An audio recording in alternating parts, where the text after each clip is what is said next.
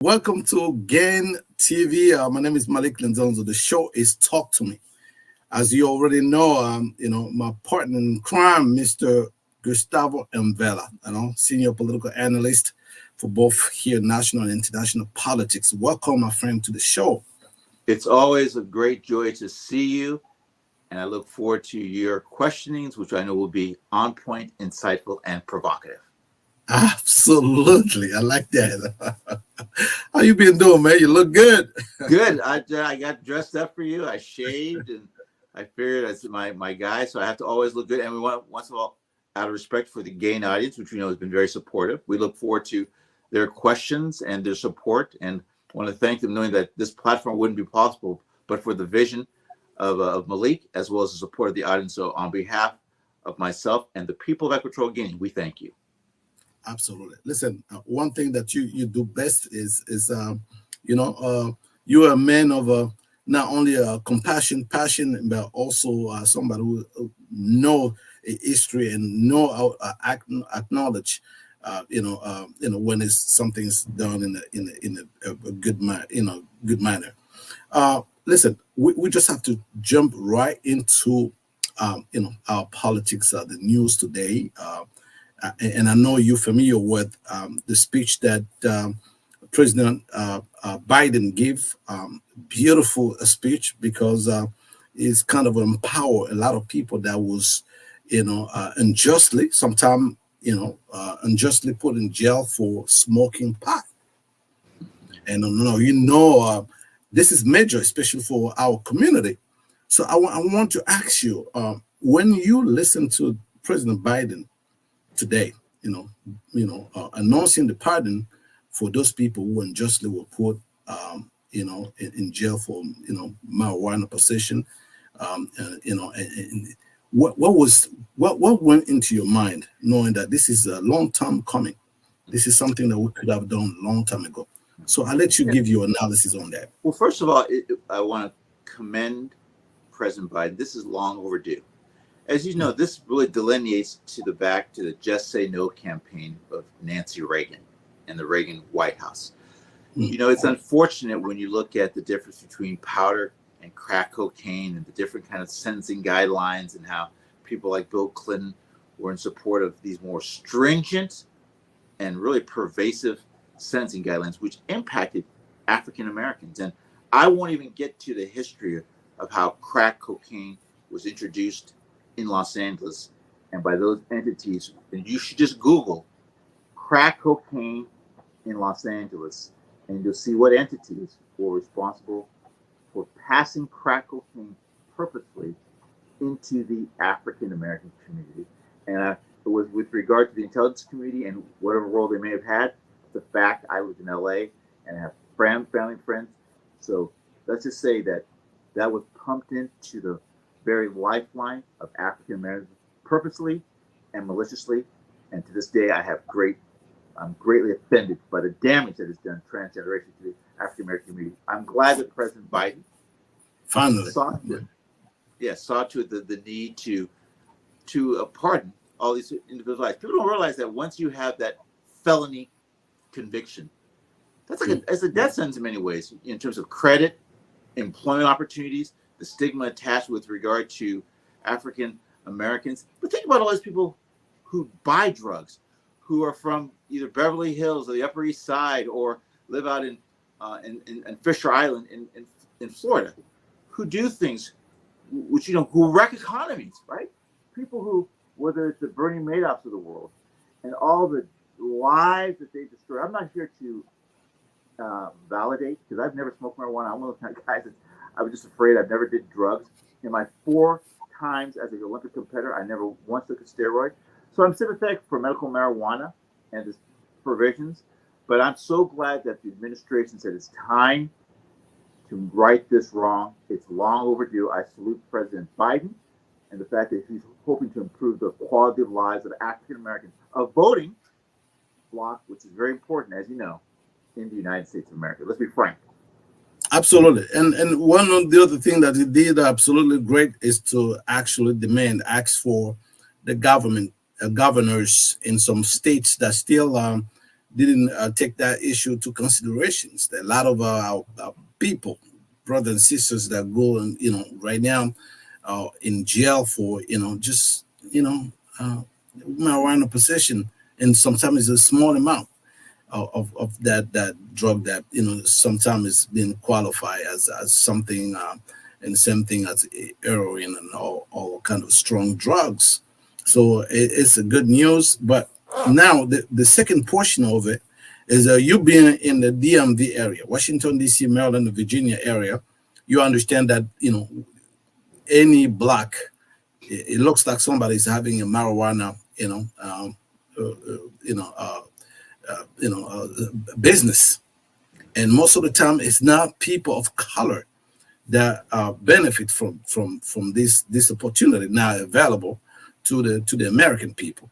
So I think the next step will be probably to make sure that those who were victimized with this issue, we put in jail sometime unjustly. I hope there is some kind of pathway to to give them the opportunity to get into this business and become maybe business owners, and for the same thing that punished them in the past. What do you think? Well, I think first of all, we love capitalism. We love the entrepreneurial spirit of individuals who may have, let's just say, resorted to techniques that were less than legal, but now they have the sanction of the government, the state, paying the appropriate taxes that come with such a venture. I have to take this time to also salute my former Stanford classmate, Cory Booker. Cory, you're younger than mine. Cory's been very in the spear with regard to sentencing and drug sentencing, with regard to the disparate sentencing between African Americans and whites, and cocaine versus crack and powder cocaine, all those the different. And so I want to salute Cory Booker and all those individuals who realized this was a grave injustice. You can't undo the years that people did in prison. You don't get those. That's the one thing about quality of time. It's gone. So what do you do? What can you do? What measures can be taken from the government, from family members, to say, listen, we know that we did this injustice. We're going to give you X number of dollars, and as a way of saying, as a recompense for time that you won't, from family, from graduations, from holidays, from birthdays, to the birth dates of grandchildren. And so there's got to be a real reckoning. And I know there's some people will say, well, the sign of the times, but yeah, the sign of the times, but it seems to always be most punitive when it comes to people of color, and more particularly blacks. And so, I'm not the one that's a radical, but I'm a radical when it comes to people being deprived of their rights. I'm a radical when it comes to people not having equal access to the law. I'm a radical when you deal with rogue cops who have badges and use the color of authority to punish people.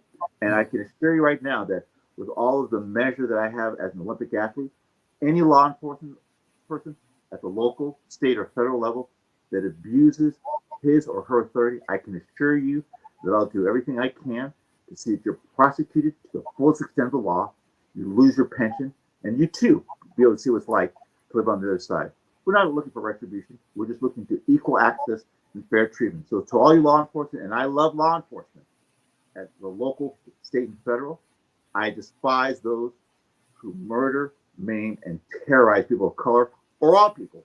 In this case, we know that both black lives and white lives, all lives matter. Absolutely. You and me, we have both a background in political science. We're both political scientists by training. But this is not politics, my friend. When people lives are being destroyed, for something that can be avoided, and then you see the recent development.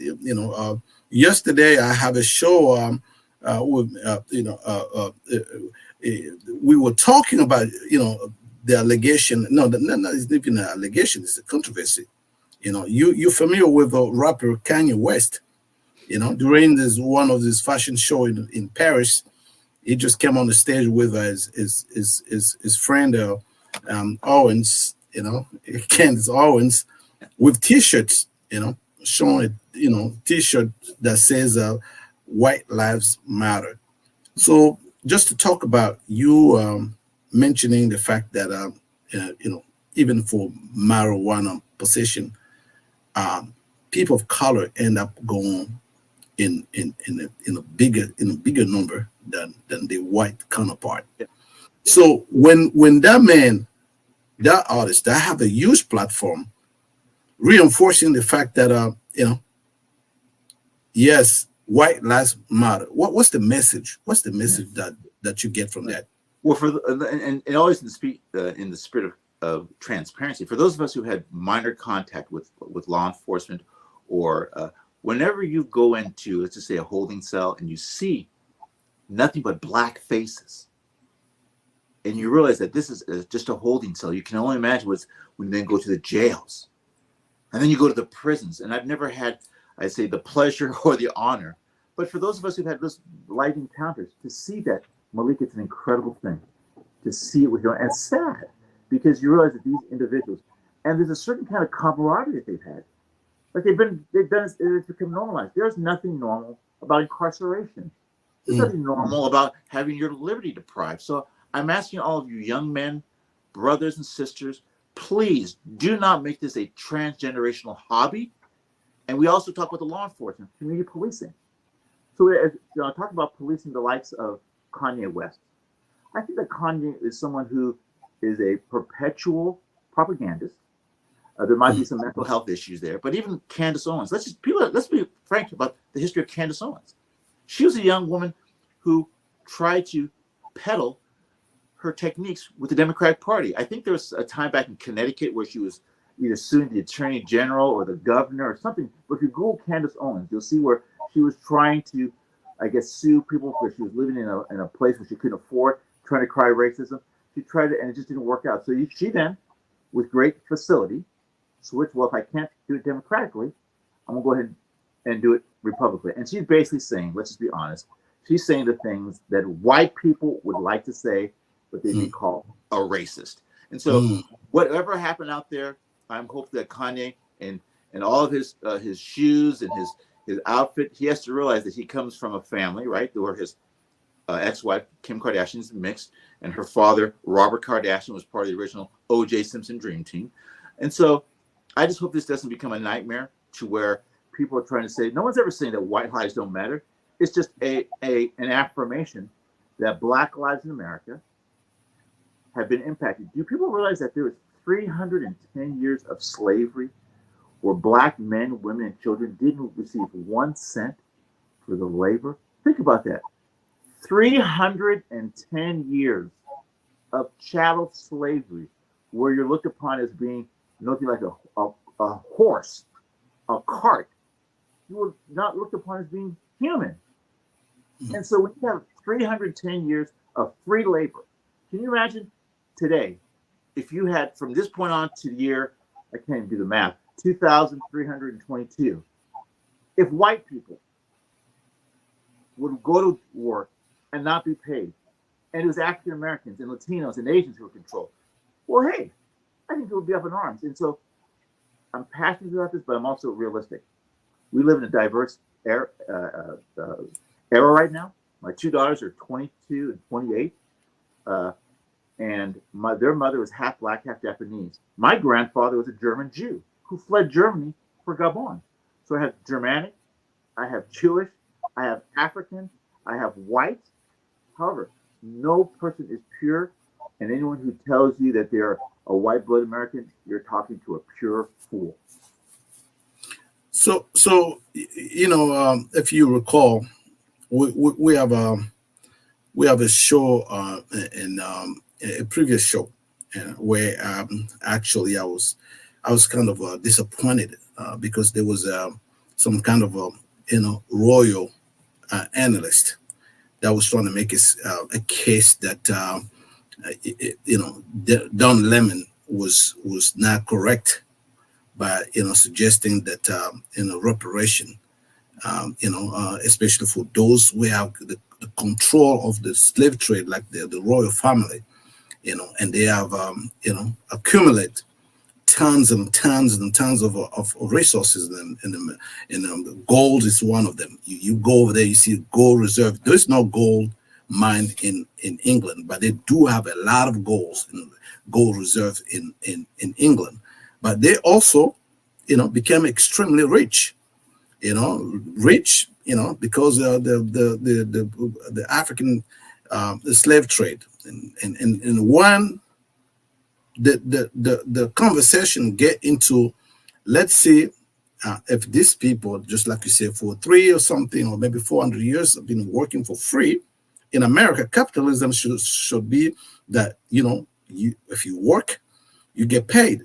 Now, if we recognize that is a set of population that have been working for century and they didn't get paid, that end up put them in a very disadvantaged situation in history, and even in this modern time. Now, when you were talking about chattel slavery, that you're not even human, and then you become half human, and then human, and then after that, you have to deal with discrimination, Jim Crow, especially for those who come from the South.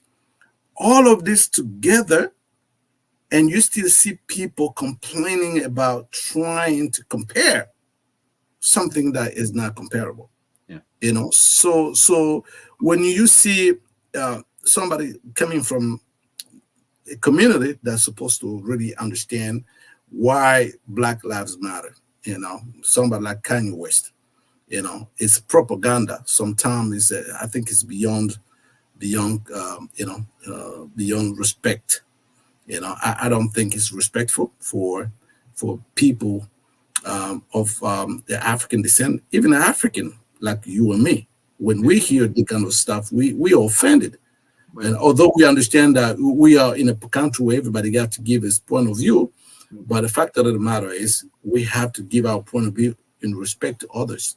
Yeah, exactly. And remember, for the record, I want it to be abundantly clear that as an immigrant from Equatorial Guinea who is able to live in the United States of America, the United States of America saved the Envela family from certain death had we gone back to Equatorial Guinea during the reign of terror by Macias Nguema and now his equally or more terrorist nephew, Teodoro Obiang Nguema. I want that to be abundantly clear that if it wasn't for the state of Oregon, then Senator Mark Hatfield, then Congressman Bob Packwood, Wayne Morton, Edith Green, you would not be talking to Gustavo Envela. So I want that to be on the chessboard. That being said, I pay taxes. I've done my part. I was raised here in the States. My daughters were born in Los Angeles. I have the right to speak my piece and do so that way that's respectful, constructive dialogue. People don't want to have the discussions. Look how people are losing their mind over critical race theory. What they're really saying is that we don't want our children to know of the perils that our ancestors, our grandmothers, our great-great-grand did with regard to the slave trade, to the butchering of women. Look at I want your audience to remember, and I know your audience is highly intelligent, very supportive, and respectful. But Google what King Leopold did in Belgium to the Congo. This guy killed millions of blacks and was rewarded. And it wasn't until recently, Malik, that he took down a statue in Brussels of King Leopold. And so, and by analogy, it could be the Robert E. Lee. And so I am tired. I would like to see those individuals of color, Native Americans, Asians who have contributed. Because as you know, even the oceans are made up of droplets of water. There have been people who contributed their drop to democracy, to freedom. And why are people so afraid, Malik, of showing the Benetton colors of the United States of America? What's happening right now is you see in Georgia, with the likes of Herschel Walker and all the people that are doing down there, they're trying to literally not allow people of color to vote because we know that we're an informed voting bloc. This isn't a white versus black. This is right versus wrong. It's wrong to deny people the right to vote. It's wrong to not allow people, if they're waiting in lines for 6 or 7 hours, you can't have something to drink. I mean, this is like some areas of third world Africa where people will wait 12 hours to vote. This is the 21st century America, which has a 250-year history of democracy. You know what happens, Malik? And we have to, and as you being from Gabon, myself from Equatorial Guinea, and I want to let people know in Equatorial Guinea, help is on the way, that it's important for us to realize that the days of dictatorship, the days of gerrymandering, the days of trying to let people to outsmart people, it's not going to work. If you look at some of these literacy tests they had back in the day, I know we're kind of going off topic, but it goes back to people like Kanye West being uninformed, being used, and more or less a clown. I respect his creativity, but I don't respect the fact that he's out there trying to make a buck by creating dissension. People know that there are people who will listen to him and will do stuff. I mean, people who will wait in line for hours for his shoes, yet when it comes time to getting their homework done, it's nowhere to be done. Parents, black men, you have to stand up. Your children matter. Don't worry about the shoes. Don't worry about the rims in the car. Make sure your child support's on time. Make sure you can take if you can walk your Rottweiler to the park, you can take your son or daughter to the PTA meeting. There's nothing unmanly about being responsible. And so Daniel Patrick Moynihan, and I'm going to get my soapbox a little bit. Daniel Patrick Moynihan wrote a thing called the Tango Pathology. He talked about the Negro experience in the 1960s. If you were to read the works of Daniel Patrick Moynihan, what he wrote in 1960, it applies to 2022. And what people didn't like was that as a white guy who in a very clinical, methodical way talked about some of the perils, some of which are societal, some of which are endemic, and people could talk about structural racism. But I'm tired of us always complaining. There's racism, no doubt, but we've got to pull ourselves by the bootstraps, even if there aren't any bootstraps, and say, you know what, we can do better, and we have to demand more of our community, and do so in a collective way. African Americans, white. Remember, division is not about division. It's about addition. Not about division, about addition. What can we add to the pot, this great melting pot that we call the United States of America? I apologize. As a son of a minister, sometimes I get on my. I forgot my Bible here today, but I don't mind addressing those people from the Bible Belt. Amen to that. Listen, the days of men of character like Muhammad Ali, although famous, stayed to keep his eyes to the prize. It's so unfortunate nowadays that people will do almost everything just to see something. It's incredible, because that's how I see it, because this is not the first time we see the men in action talking about Kanye West. What I'm trying to say is that we can still be make it by being authentic and by being truthful to what we believe. Although it took something like this for him to have the platform to get people attention, to talk about his ex-wife, and to talk about the fact that he didn't like the way the media he was treated in the media, because people he believed that the media got on him, made a mockery of him, because he had to when he bought his house next to his ex-wife, and the reason being that he wanted to be close to his children. So all of that, him being Kanye West, he represents already a huge platform. If he didn't know that, he didn't need to go on the Fox News to make his point across. And Fox News is using people like him. And just let's just say, we're in the middle of a pandemic where millions of people have lost their lives. You have people who are being evicted from their homes. You have people whose homes, who don't have parents anymore, who don't have children anymore. To be honest, I don't give a damn about Kanye West and what the hell he has to say. He can do whatever he wants. If he wants to be part of a circus, so be it. But there are people who do believe him. But I hope that there'll be a day, Malik, where our community, and by our community I talk about African Americans, where we have as much weight and respect for those who are academics, who are neurosurgeons, who are lawyers, doctors, because not everyone can be a rapper, not everyone can be a professional athlete, and for damn sure, not everyone can be a 4-time Olympic athlete. Absolutely, but the whatever you are citing is already happened in the past. Little Africa, Tulsa, Oklahoma, and many other examples. Africatown in Alabama. So if you go back in history, We just have to remind our children that this is not something that is not in your DNA. We've done that before, and it's just a matter of believing in yourself. You can repeat the same experience. My friend, we're gonna take a quick break. When we come back, probably we will go to the international politics with my friend Gustavo Envela, senior political analyst here on GAN TV. We will be right back.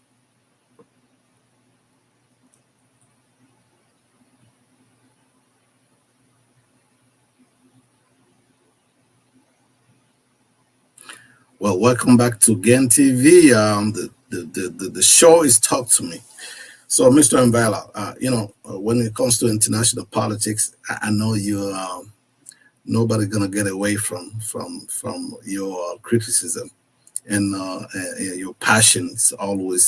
You always put your own country, first when it comes to, speaking truth to power.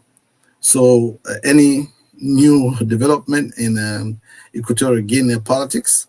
Well, thank you. I just take 2 months. First of all, I want people to know that supposedly they're going to have elections in November. Do you know that Teodoro Obiang has not allowed anyone to register to vote? He's won by 97%, 98%. You'd think that a guy wouldn't be so greedy, but because of the megalomaniac of dictators, not like Obiang, but others that have infected and who are cancer to the continent, I asked the international community to boycott and not to give legitimacy to these elections. They're fraudulent. They're not allowing individuals, both internally or externally, to be a part of it. They're putting down restrictions that you have to be a resident for 5 years. You have to have a registered party, all the roadblocks, the typical dictator game. So we ask that the United States of America, the multinational companies, all people doing business, do not give legitimacy to these elections. They're fraudulent. And in fact, we ask the Democrat regime to step down due to its genocide, its kleptocracy, its selling of uranium to the North Koreans, which allow them to do the recent testing that you saw, or the Japan. Enough is enough. Africa deserves better, and I hope that the good people of Equatorial Guinea know that we're with you, we pray with you, and we hope that all political prisoners from Gabriel Nze Obiang, Nobel to be released, and the Labana vessel from Ebola, Cameroon, be released. It's time to bring this nonsense to it, and dictators, you are going to be relegated when it comes to African history to asterisks and the dustbin of history. We deserve better, and I hope, Malik, that you will continue to support, as you have, the African continent, because we know that we're all interconnected, but democracy, freedom, justice, good governance, civil society are important, not only in Equatorial Guinea, but here in the United States of America, which we saw in the South on January 6th, even though people are trying to tell us, Malik, that we didn't see what we saw with our own eyes. Absolutely. Yeah. I mean, when you mention, when you talk about Equatorial Guinea, I would just want to make sure that people understand that, Equatorial Guinea is just at the doorsteps of Gabon. That's a neighborhood country. As a matter of fact, a sister country. Yes. Because whatever happened in Equatorial Guinea, you go to Gabon, it's no difference. And I have my family's from Libreville. My family's from Libreville. I have relatives in Libreville. My late mother, was Benga, and the Benga are throughout Gabon, and the Fang have been the majority in Equatorial Guinea, and they have misled our country. They have failed our country. They've done nothing but bring chaos, and it's time for a new and improved Equatorial Guinea being built together with allies. And I hope that myself, along with others, can help bring about that effective change through collaboration and through a trans-tribal governing body. So I thank you for allowing the people of Equatorial Guinea, and know, once again, we're praying for you. Help is on the way. Stay strong. Right. So I was saying that, it's very important, especially when it comes to sensitive issues like, a political prisoner. In 2021, 21st century, I believe the United States should be a little bit stronger when it comes to, demanding some kind of explanation to some of these leaders that still have political prisoners, because if somebody is put in jail just because of his opinion, I think in 21st century, that's something that's to be banned. And look at Brittany Griner. Mr. Navalny, Paul Whelan in Russia. So I Yeah. salute you, Malik. You have been at the forefront of this issue, and it's time for leaders in Africa to quit playing politics. It's time Right. for, I think, any leader who's been in power for 10, 15 years, get out and let other people, let a new revitalize. Don't be so afraid. The world's a fair place. And Malik, you've been fair and just in allowing all people. And I would invite anyone from Equatorial Guinea, anyone from Gabon, anyone who has an opposing view, come debate Yeah. these issues Yeah. I mean, it's without no, fear of being thrown in prison for right. expressing your opinion. We have an open mic here.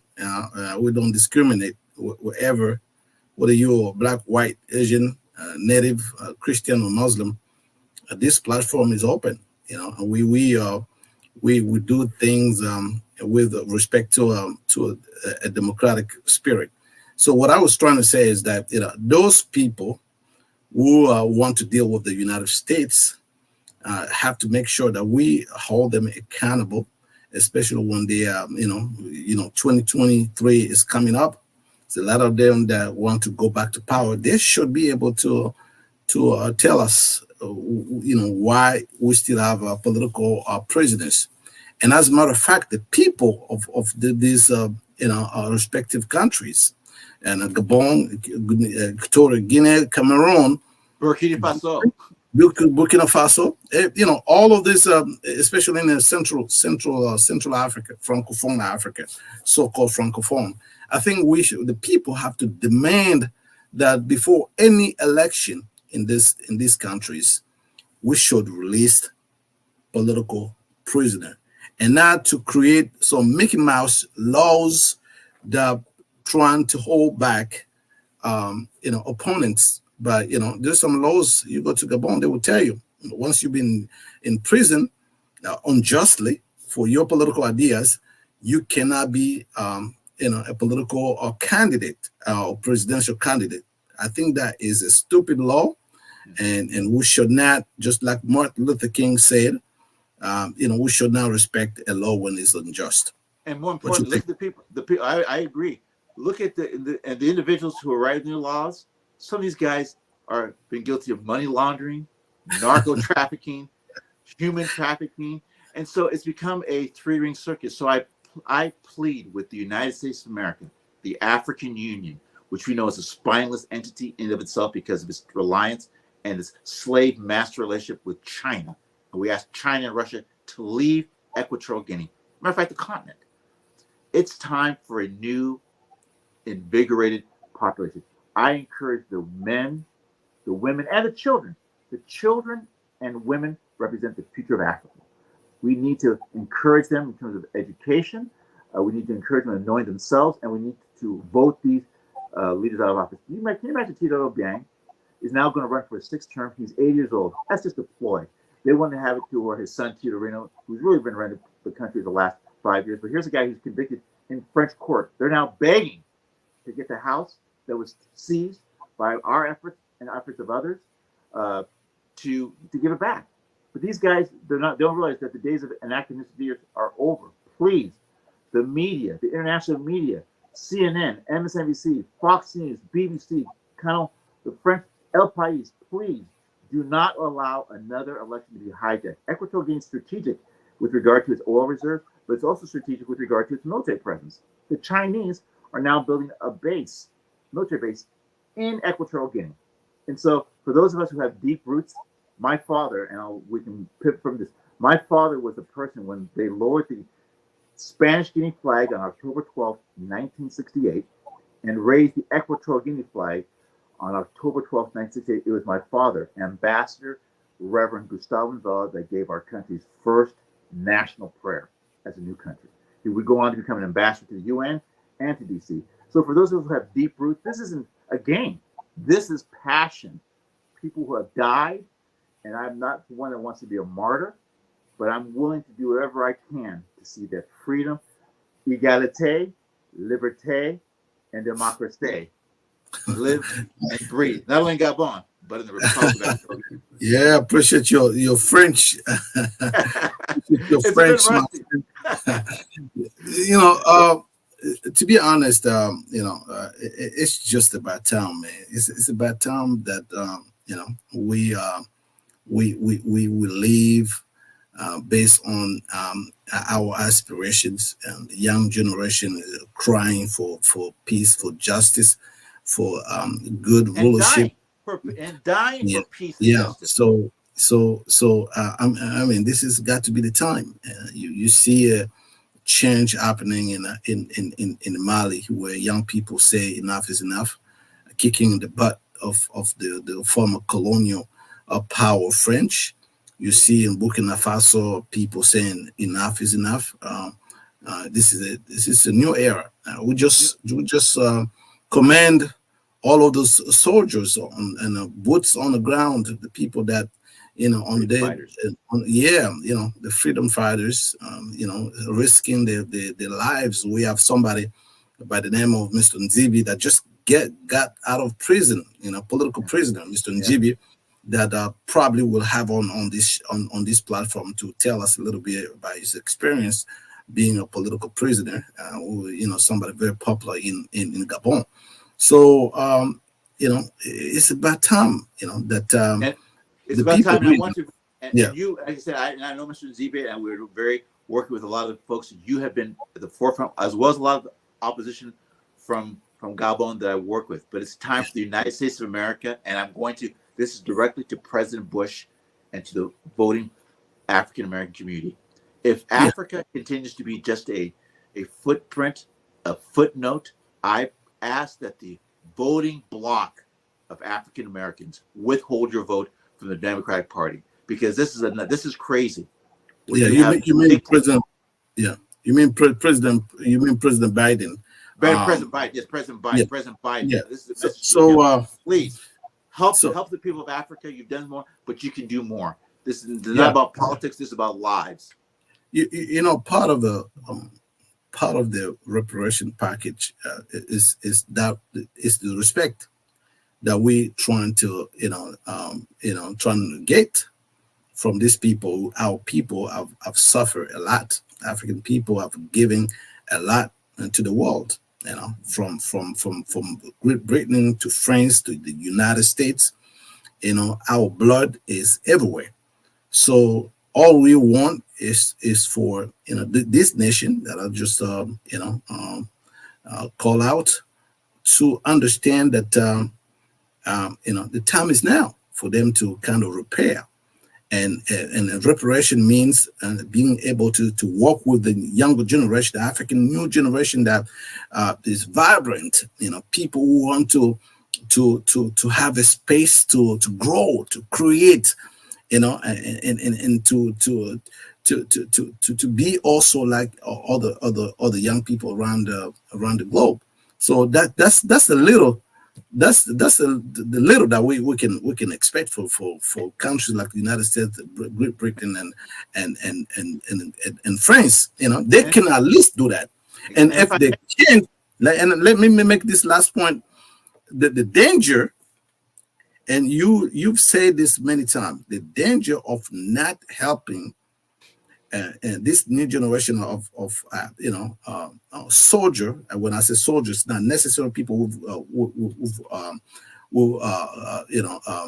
with weapon soldier here. I mean, social media Democrat. activists, social Yeah, media, I mean, Twitter, this Telegram, activist. Instagram.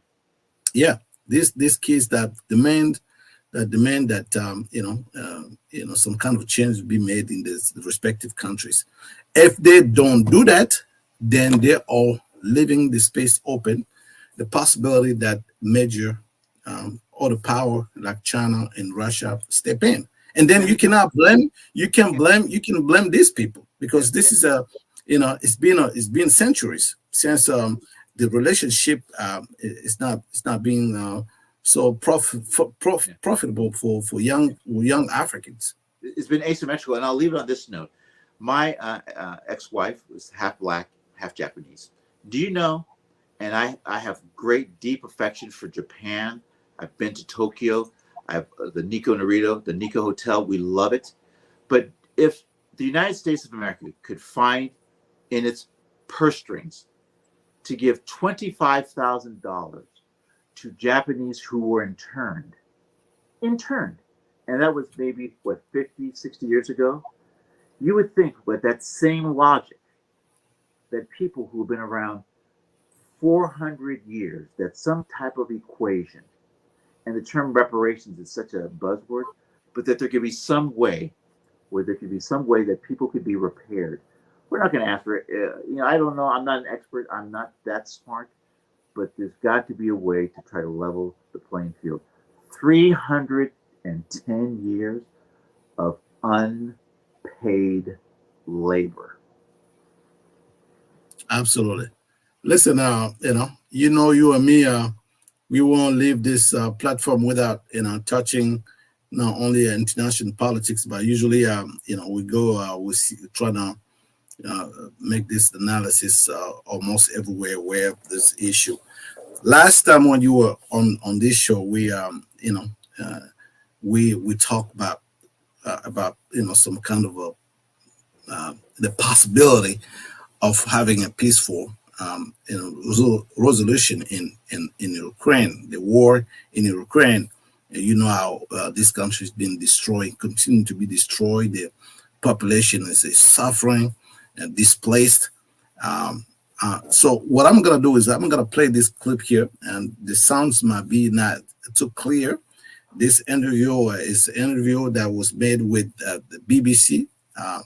And trying to listen as much as you can and give us your perspective on what need to be done now going forward with Ukraine in with respect to the war in Ukraine that oppose Ukraine and Russia.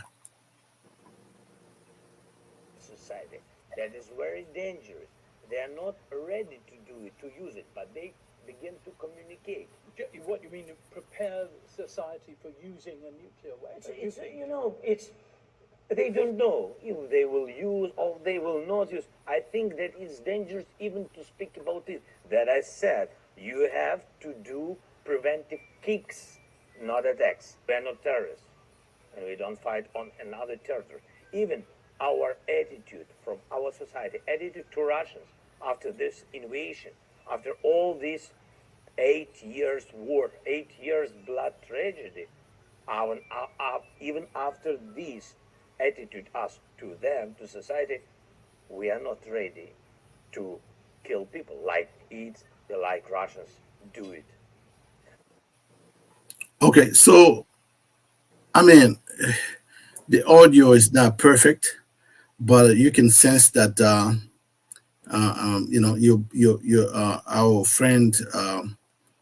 You've been openly a supporter of President Zelensky, being unjustly bombed and destroyed, and we have given some kind of a balanced argument about how we get to this situation. We're not going to go back to that conversation.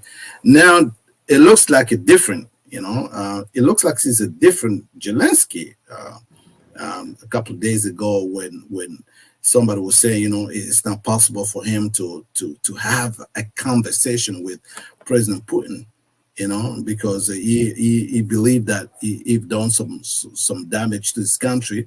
The international community supposed to punish him and take him to UN and condemn him for war crime, all that kind of stuff, the man that he's been doing.